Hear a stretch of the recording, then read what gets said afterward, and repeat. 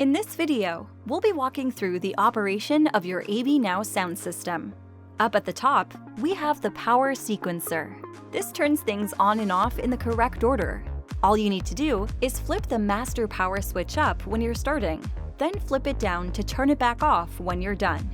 Note, if the studio has virtual class offerings for members to use outside of class hours, please leave the master power switch on at all times. It does take a few seconds for everything to turn on. You'll see the pod lights light up one at a time.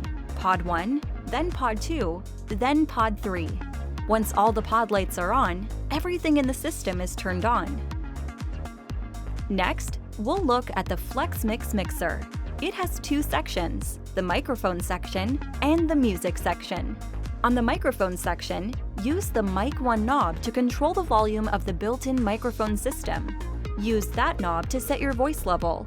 If you need more or less bass or treble, these bass and treble knobs to the right control the tone of the voice only, without affecting the sound of the music. The Alt Mic Input 2 jack is used to plug in an external or second wireless mic system. When a mic system is plugged into that jack, the Mic 2 knob will control its volume. On the music section, these three knobs control the volume of the Bluetooth player and the front auxiliary input jack. This section also has its own bass and treble controls. These control the tone of the music without affecting the tone of the voice. The preferred way to play music on this system is via Bluetooth. In order to pair your device, locate the AeroLink Bluetooth player. On the front, there is a link button. Press this to put the unit into pairing mode. Also on the AeroLink player, you'll find a number 1 through 5. This identifies the unit in the Bluetooth pairing menu of your device. For example, in the Group X Studio, you might have AeroLink 1, but in the Cycle Studio, you might have AeroLink 2. After you press the link button, select the corresponding AeroLink in your device's Bluetooth menu.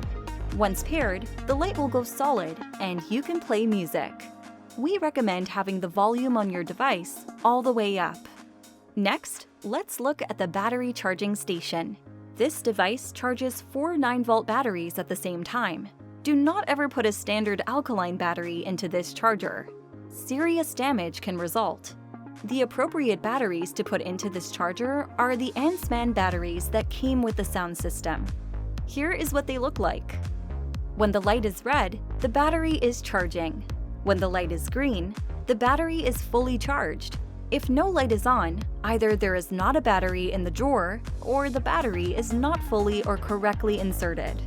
Note that when the main power or switch on the sequencer is turned off, this charger will stay on so that the batteries can be charging overnight or when the system is not in use. You should never turn the power switch of the battery recharging station off. It should be on at all times so that there are always batteries being charged for the next class. Now onto the wireless mic system. There is no adjustment that needs to be made on the U-Series wireless mic receiver. The volume control should stay at about 12 o'clock. Do not adjust the volume here onto the microphone system.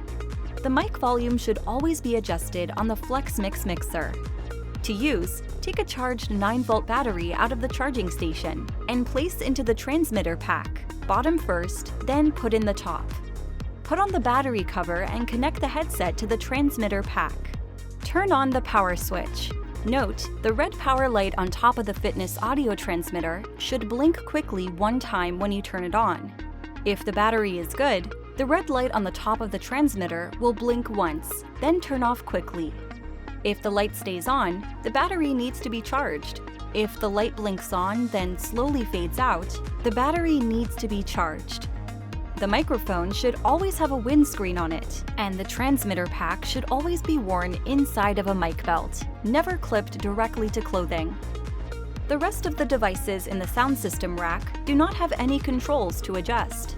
Thanks for watching, and please let us know if you have any questions.